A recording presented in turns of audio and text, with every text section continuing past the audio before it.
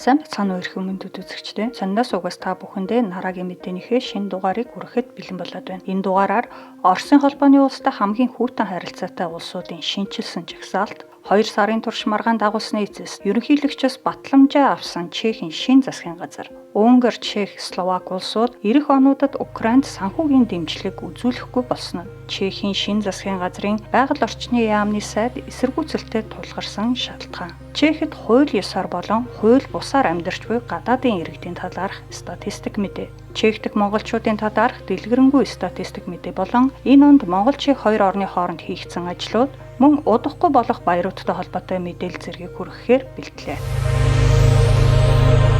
Оросын эсрэг сөргөлдөөний хамгийн том хөрөнгө оруулагчдыг нэрлэлээ. Оросын Взгляд сониноос Оросын холбооны улстай хамгийн хүйтэн харилцаатай засгийн газартай улсуудын жагсаалтыг өнгөрөх 11-р сард шинжилэн нийтэлжээ. Жагсаалтыг тус сонины газар Оросын холбооны улсын засгийн газрын 2022 оны 3 дугаар сарын 5-нд гаргасан 430 дугаарын тогтоолд тулгуурлан гаргажээ. Уг тогтоол нь анх Оросын холбооны улстай нөхөрсөг бус буюу хүйтэн харилцаатай газар нутаг улс орнуудын жагсаалт гэсэн гарчигтайгаар нийтлэгдэж байсан юм. Харин 2025 оны 3 дугаар сард Оросын холбооны улсын ерөнхийлөгч Владимир Путин бидэнд хүйтэн харилцаатай улс гэж байхгүй, зөвхөн хүйтэн харилцаатай элитүүд л байгаа хэмээн мэдгдсэн. Үүнээс үүдээд өнгөрөх 9-р сард тус улсын гадаад хэргийн сайд Сергей Лавров хүйтэн харилцаатай улсууд гэх нэршлиг халж хүйтэн харилцаатай засгийн газрууд гэх нэршил рүү шилжиж буйгаа мэдгджээ. Өөрөөр хэлбэл Оросын төр баригчид аливаа улс бүхэлдээ Орос улс болон Оросын иргэдийн эрх ашигын эсрэг байр суурьтай байх боломжгүй тул тухайн нэг улсын эрх баригчдын шийдвэрээс болоод тэр улсыг бүхэлд нь Оростой хүйтэн харилцаатай гэж тодорхойлох нь зохимжгүй гэж үзэж байгааг нь. Ийм жагсаалтыг тодорхой давтамжтайгаар шинжилэн нийтэлж буй шалтгаан нь бусад улс орнуудтай дайсагнал зарлаж буй хэрэг биш. Харин цаг хугацаа үйл явдлуудын үр дүнд гадаадын орнуудын Орос улсад хандах хандлага хэрхэн өөрчлөгдөж буйг бодитоор дүгнэн ажиллах зорилготой гэнэ. Ингэхдээ тухайн улсууд өөрсдийн бие даасан шийдвэрийн дагуу Оросын холбооны улсын эсрэг ямар нэг арга хэмжээ авч байна уу? Эсвэл бусад холбоотон улсуудынхаа шахалтаар Оросын эсрэг байр суурийг илэрхийлж байна уу гэдгийг мөн авч үзэж байгаа гэнэ. Эренбийг тодорхойлохдоо жагсаалтад багтсан улсуудад нийлбэр дүн хамгийн ихтэй 100 байхаар 6 шалгуураар оноо өгч ирэмбэлсэн байна. Үүнд Оросын эсрэг цэргийн болон улс төрийн үйл ажиллагааг 30 оноогоор, хориг арга хэмжээг 20 оноогоор, дипломат харилцаа болон мэдээллийн дайсагналыг тус бүр 15 оноогоор,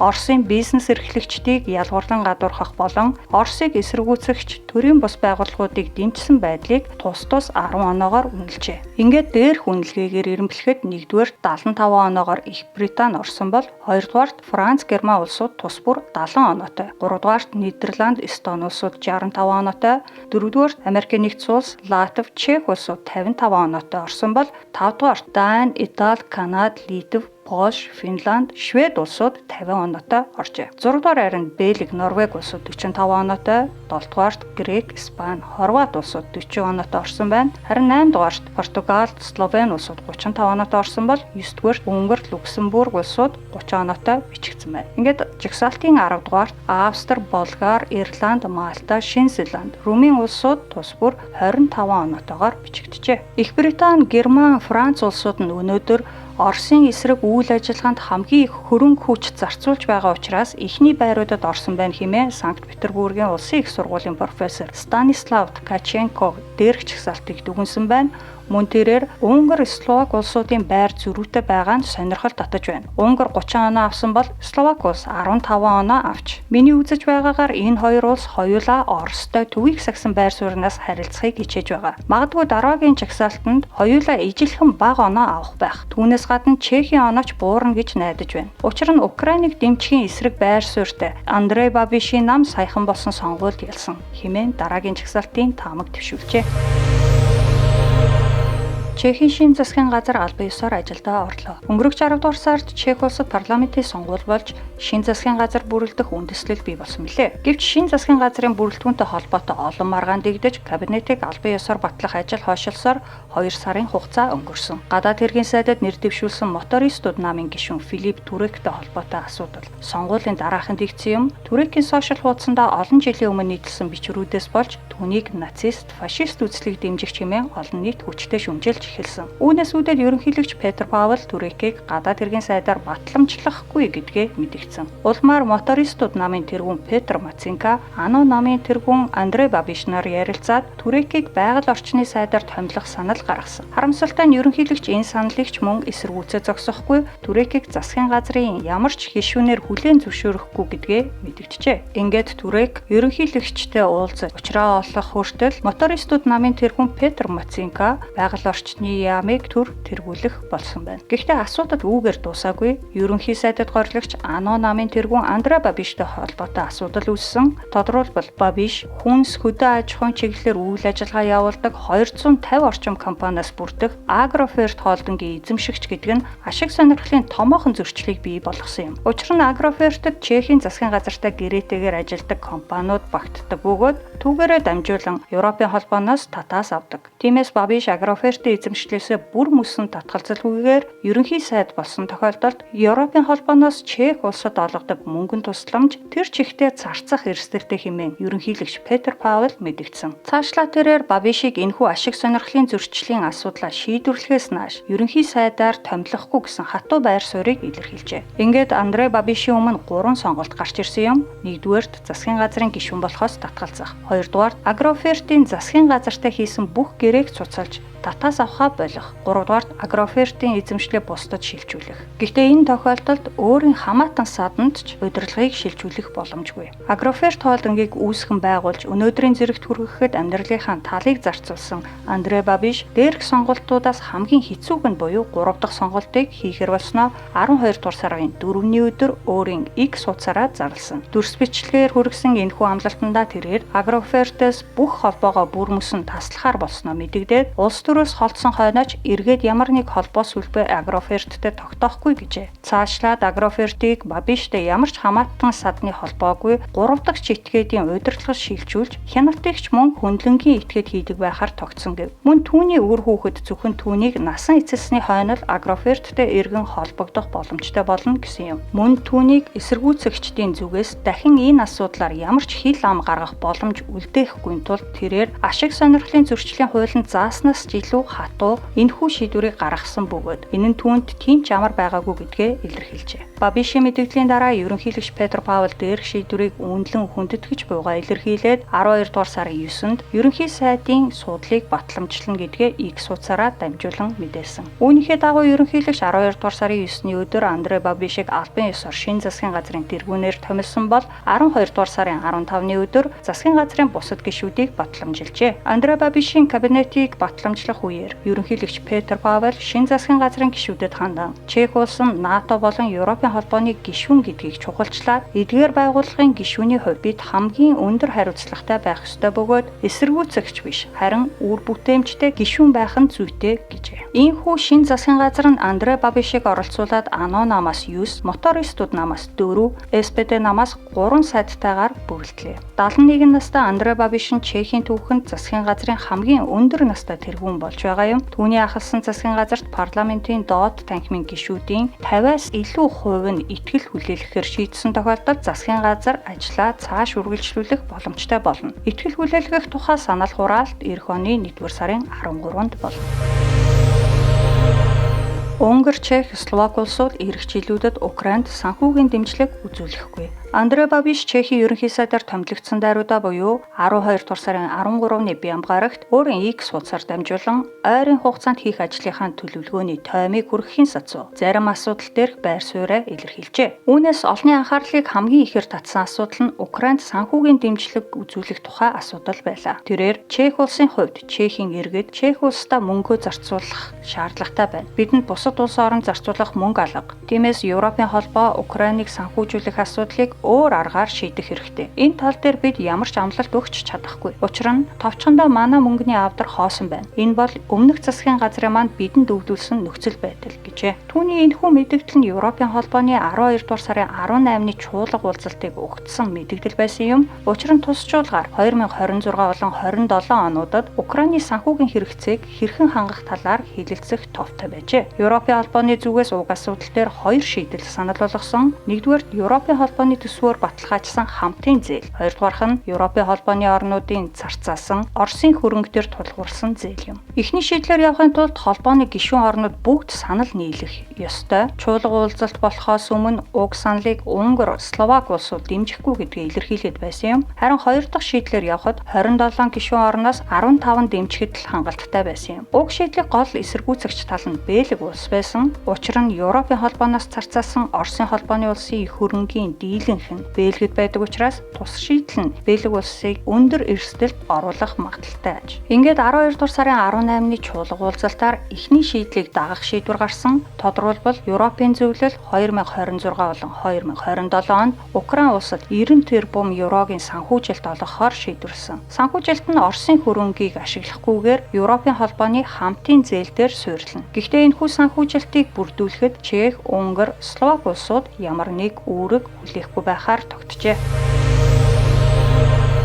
Чехийн шинэ засгийн газрын байгаль орчны сайд эсэргүүцэлтэд тулгарлаа. Чехийн байгаль орчны яамыг мотористууд намын Петр Маценко тэргүүлэх болсныг зарим иргэд эсэргүүцэж байна. Тодорхойлбол 12 дугаар сарын 15-ны өглөө ерөнхийлөгч Петр Паул шинэ засгийн газрын гишүүдийг батламжлагтай зэрэгцээд Greenpeace төрийн бус байгууллагын гишүүд Варшавиц дэх байгаль орчны яамны барилга дээр авирч Жанме Природу буюу байгаль орчноо хамгаалцгаая гэсэн бичиг бүхий томоохон дарцгийг барилгаас унжуулжээ. Энэ талаар 9 цагийн үед Чехийн цагдаагийн газраас X утсаараа дамжуулан мэдгдсэн бөгөөд тухайн өдрийнхөө 18 цагийн үед тэдгээр ёс зүйн үйлдэл гаргасан активистуудыг барилгаас буулгаж нэр усыг нь тогтоосноос гадна захиргааны байгууллагад мэдэгдэх болсноо бичжээ. Үүнээс гадна 15-ны даваа гарагийн өдөр Прагийн Ян Палахын талбай, Брногийн Малиновский талбай зэрэг хэд хэдэн газар ахлах болон их сургуулийн оюутан сурагчид цугларч эсэргүүцлээ илэрхийлсэн байна. Тэдний барьсан урай лозунг харуул уур амьсгалын өөрчлөлтийг үүсгэгчийг байгаль орчны яамд ажилуулж болохгүй. Маценко бол инээдтэй новш. Маценко бол зүгээр ч нэг малтмал түлшний лоббичин биш. Тэр өөрөө малтмал түлшний лобби гэх зэрэг утга агуулгатай байлаа. Чухам ямар учраас Чехийн зарим иргэд ялангуяа залуучууд болон уур амьсгалын өөрчлөлтийн эсрэг активистууд ийхүү мотористууд намыг эсэргүүцэж байна вэ? 2022 онд шинээр байгуулагдсан энэхүү намын бүтэн нэр нь Мотористе Собие буюу жолооч автосонирхогчид өөрсдийнхөө төлөө гэсэн утгатай товчилсон нэр нь авто. Тэд сүүлийн жилүүдэд дэлхийд даяар газар аваад байгаа ногоон бодлогыг тэр дундаа Европын холбооноос уур амьсгалын өөрчлөлтийн эсрэг гэх нэрийн доор шахаж буй хөтөлбөрүүдийг эсэргүүцэн нэгдсэн нам. Иргэн бүр хүсвэл бензин, дизель түлшээр явдаг машина барих эрхтэй байх ёстой. Үүнийг нь ногоонтнууд хорих ёсгүй гэсэн үндсэн бодлого дээр анх нэгдсэн тус нам нь Европын холбооны бодлогод шүүмжлэлтэй ханддаг. Мөн тэд чөлөөт зах зээл, нүүрс болон цөмийн эрчим хүчний стратегийг дэмждэг. Түүнчлэн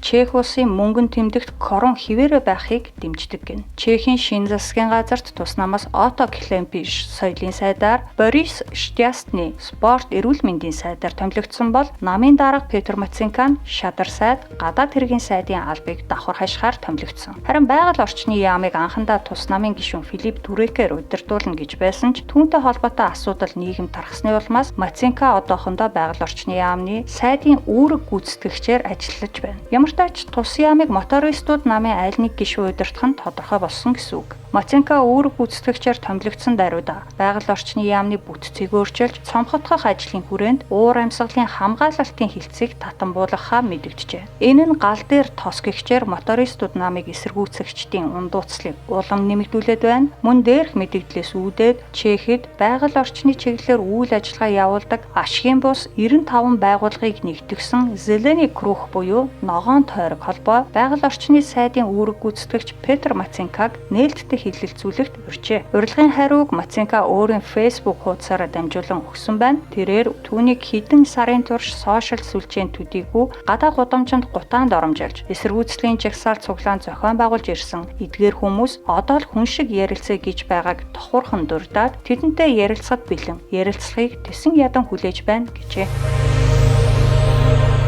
Чех улсад 1.1 сая гадаадын иргэн албан ёсны бичиг баримттайгаар амьдарч байна. Бүгд найрамдах Чех улсад 2025 оны 9-р сарын эцсийн байдлаар нийт 1,107,403 гадаадын иргэн албан ёсны бичиг баримттайгаар оршин сууж байна хэмээн дотоод хэргийн яамнаас мэдээлжээ. Энэ нь Чехийн хүн амын 10 орчим хувьтай тэнцэх тоо юм. Хууль ёсоор оршин суугч гадаадын иргэдийн 29.5% нь төр оршин суух зөвшөөрөлтэй, 35.3% нь байнга оршин суух зөвшөөрөлтэй байгаа бол 35.1% нь төр орогнолын зөвшөөрөлтэй байна. Энэ оны 3 дугаар улирлын байдлаар Чехэд оршин суугч гадаадын иргэдийн тоо жилийн өмнөхөөс 28 мянгаар, харин 3 сарын өмнөхөөс 16 мянгаар өссөн байна. Ийхүү сүүлийн үед гадаадын иргэдийн тоо эрчтэй нэмэгдэж байгаа нь Украинаас дөрвөсдөд зориулсан төр орогнолын хөтөлбөртэй холбоотой гэнэ. Уг хөтөлбөрийн хүрээнд орогногчдод нийтийн буюу улсын эрүүл мэндийн даатгал болон сургуульд хамрагдах хөдөлмөрийн зах зээлд нэвтрэх боломжийг олгодог. 2025 оны 10 дугаар сарын 5-ны байдлаар уг хөтөлбөрт нийт 391,900 иргэн хамрагдсан байна. Зөвхөн 9 дугаар сард л гэхэд уг хөтөлбөрт шинээр 13,500 иргэн бүртгүүлжээ. Энэ нь Украины засгийн газраас гаргасан дүрмийн дагуу 18-аас 22 насны залуу ирчүүд гадны улсууд руу ямар нэг хязгаарлалтгүй аялах боломжтой болсонтой холбоотой гэнэ. Харин 11-р сарын ихэнх гэхэд дээр хөтөлбөрт хамрагдсан иргэдийн тоо 397,421 болж сарын дотор 6,400 гаруйгаар нэмэгджээ. Үүнээс 18 нас хүртэлх насны хүүхэд 24%-ийг нь эзэлж байгаа бол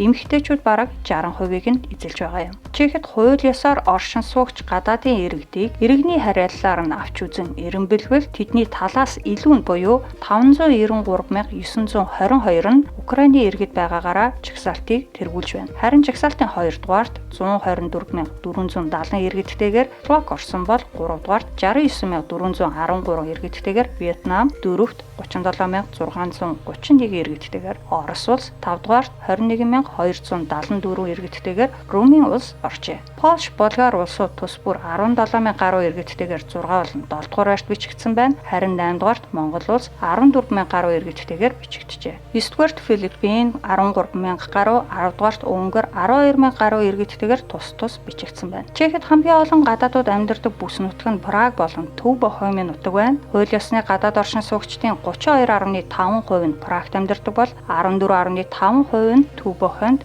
амьдардаг байна. Харин хамгийн цөөн гадаадуудтай аймаг нь Злин байна. Энд нийт гадаадын оршин суугчдын 2.4% нь амьдарч байгаа юм. Хууль ёсоор Чехэд амьдарч буй гадаадын иргэдтэй холбоотой статистик мэдээг танилцууллаа. Харин хууль бусаар оршин суугчид болон хилээр нэвтрэгчдийг авч үзвэл дараах байдалтай байна. 2025 оны эхний 3 улирлын байдлаар Чехэд нийт 7,823 гадаадын иргэн хууль бусаар оршин сууж байгаа нь тогтогджээ. Мөн Шенгений бүсийн гаднаас Чех улсын нутаг дэвсгэрт хууль бусаар нэвтэрсэн гадаадын 305 иргэн бүртгэгдсэн байна. Үүнээс гадна зохих бичиг баримтгүйгээр Чехийн газар нутгаар дамжиж өөр улс руу явах зорилготой хууль бус шилжилт хөдөлгөөн 112 бүртгэгджээ.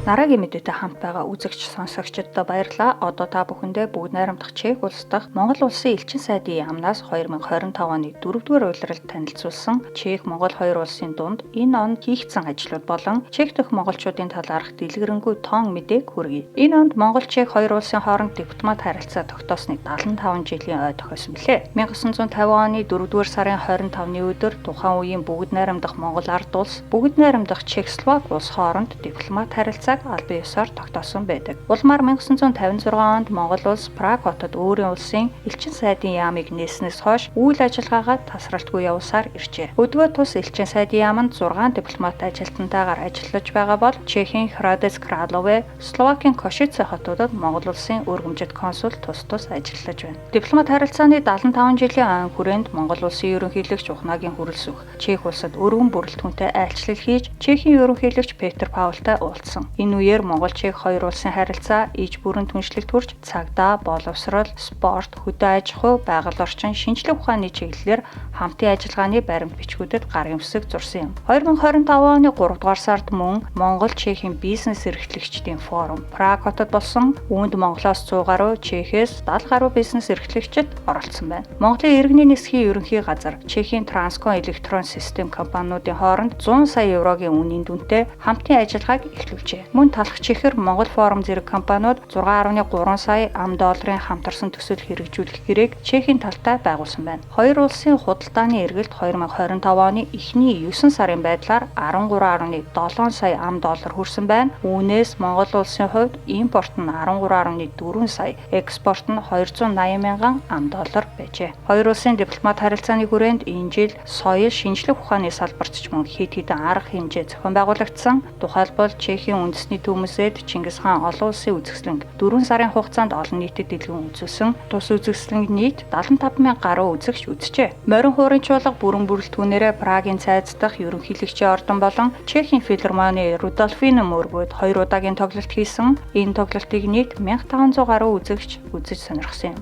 Мөн Монголын шинжлэх ухааны академи Чехийн үндэсний музей хооронд хамтын ажиллагааны гэрээ байгуулсан байна. Тус гэрээний дагуу 2027 онд Монголын үлэг гүрвлийн үзэсгэлэн гаргахаар болжээ. Байгаль орчны салбарт мөн Монгол орны ховор амьтдыг хамгаалах үржүүлэх тал дээр хамтран ажиллаж байна. Өнгөрсөн жил Прагийн амьтны хүрээлэнд говь үзүүрийн хэсгийг нээсэн бөгөөд тус амьтны хүрээлэнгийн тасалбар бүрийн орлогоос 8 короныг дахийг их нутагт нь эргэн нутагшуулах төслийг санхүүжүүлэхэд хуваарлдаг болжээ. Хавтгайг хамгаалах чиглэлээр хамтран ажиллах баримт бичгийг энэ оны 3 дугаар сард байгуулсан байна. Мөн Прагийн амьтны хүрээлэнгээс Мазалайг хамгаалах олон улсын симпозиумыг Праг хотод зохион байгуулахаар төлөвлөж байгааг нь. Монгол улсаа Чехэд сурталчлах чиглэлээр элчин сайдын яам дараах ажлуудыг энэ онд хийсэн байна. Үүнд Плав сэтгүүлийн газар, Карл их сургуулийн Монгол судлалын тэнхимтэй хамтран тус сэтгүүлийн 1 дугаарыг Монголын орчин үеийн яруу найраг уран зохиолуудаас чех хэлээр хэвлэн гаргахад дэмжин ажилласан. Мөн Праг хотын 6 дугаар дүүргийн захиргаа болон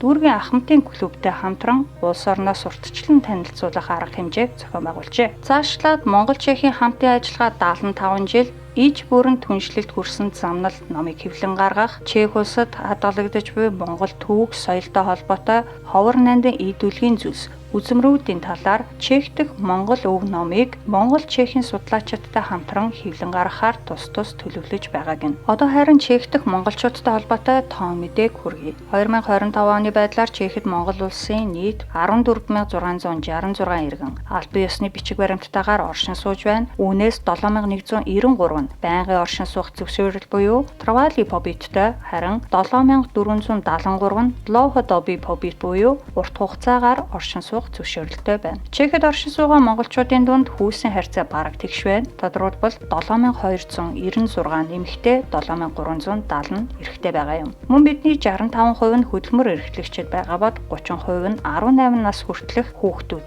451 нь хуваарай бизнес эрхлэгчид, 150 орчим нь ихтэйд сургуулийн оюутнууд байна. Хүүхдүүдийн тухайд ерөнхий боловсролын сургуульд 1600 гаруй сурагч, цэцэрлэгт 600 гаруй хүүхэд суралцаж байна. Хамгийн олон монголчууд амьдардаг 5 хотыг авч үзвэл 1-р Либерец аймгийн Ческалипа хотод 1713, 2-р нийслэл Праг хотод 1285, 3-р Устын над-Лабем аймгийн Мост хотод 1238, 4-р Пардубица аймгийн төв Пардубица хотод 1071, 5-р Төв Бохем аймгийн Млада Болеслав хотод 818 монголчууд тус оршин сууж байна. Чехийн засгийн газар 2024 оноос эхлэн 1 жилд манай улсын 3000 хүртэлх иргэнд хөдөлмөр эрхлэх зөвшөөрөл олгодог болсон билээ. Хөдөлмөр эрхлэх иргэдэд анхан шатны мэдээлэл, зөвлөмж өгөх сургалтыг Чех улсад ирэхээс нь өмнө зохион байгуулах хүсэлтийг Чехийн талд санал болгосны дагуу 4 цагийн сургалтыг 2024 оны 5 дугаар сараас эхлэн Улаанбаатар хотод зохион байгуулж эхэлсэн байна. Тус сургалтанд 2024 онд нийт 1507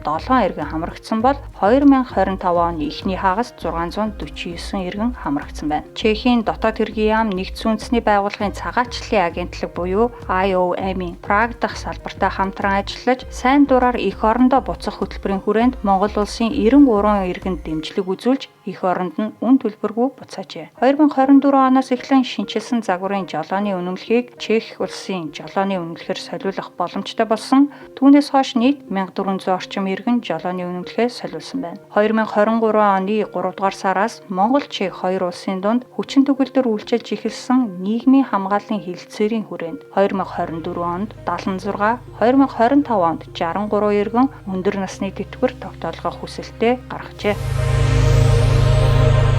Зул сар шинэ жилийн баярууд хаяанд ирсэн байгааг тохиолдуулаад мэдээнийхээ төгсгөл та бүхэндээ ойрын өдрүүдэд болох арга хэмжээ амралтын хуваарийг танилцуулъя. Сургууль цэцэрлэгийн өвлийн амралт 12 дугаар сарын 22-наас 1-р сарын 5-ны хүртэл үргэлжилнэ. Харин их сургуулиудын хувьд баярын амралт 12 дугаар сарын 22-наас эхэлж 1-р сарын 2-ны хүртэл үргэлжилнэ. Ихэнх их сургуулийн өвлийн семестрийн хичээл дууссан бөгөөд 1-р сарын 2-наас шалгалтын үе аль биесээр эхэлнэ. Мөн Чех улсын хуулийн дагуу 12 дугаар сарын 24 24, 25, 26-ны өдрүүдэд зул сарын баярыг тохиолдуулан амардаг бол 1-р сарын 1-ний өдөр шинэ жилийн баяр Бүгд найрамдах Чех улсын тусгаар тогтнолоо сэргээсний баяр хэмээн олон нийтээр амардаг. 12-р сарын 24 болон 12-р сарын 31-ний өдрүүдэд дэлгүүр хоршоо Эрт хаана, харин 12-р сарын 25-ны өдөр томоохон дэлгүүрүүд ажиллахгүй тул та бүхэн хүнс болон ахуйн хэрэгцээний бараагаа эртхэн нөөцлөөрэй. Хэрв та дэгжин гоёлоо өмсөө тансаг орчинд олуулаа цугларч шинэ жилийн баярын цэнгүүнд оролцмоор байвал 12 дугаар сарын 27-нд Праг хотод болох Good Goodbye 2025 шинэ жилийн арга хэмжээг зориорой. Чехэд ажиллаж сурдаг залуучуудын хамтран зохион байгуулж буй энэхүү баярын арга хэмжээнд оройн зог, welcome drink, залуу уран бүтээлчдийн урлагийн тоглолт, хөгжөөн тоглоом, азтан шалгаруулалт цөм багтсан. Уг арга хэмжээг Чехэд хуваарай хөдөлмөр эрхлэгч болон бизнес эрхлэгч маш олон монголчууд маань дэмжин ажиллаж байгаа. Тиймээс ирсэн зочид азтнаар шалгараад ивент тэтгэгчдийн шагналыг хожих боломжтой юм. Мөн арга хэмжээнд орсон хүн бүрт бэлэг өгөх юм байна. Харин суудлын тоо хязгаартай тул та амжиж захиалга өгөөрэй. Дэлгэрэнгүй мэдээллийг 770 692 477 дугаарын утсаар холбогдсон авч болохоос гадна манай Сонин суугийн Facebook болон Instagram хуудасаас авах боломжтой. Дараагийн мэдээтэй хамт байсан танд баярлалаа. Таны шинэ 7 өдрийн ажилд амжилт хүсье.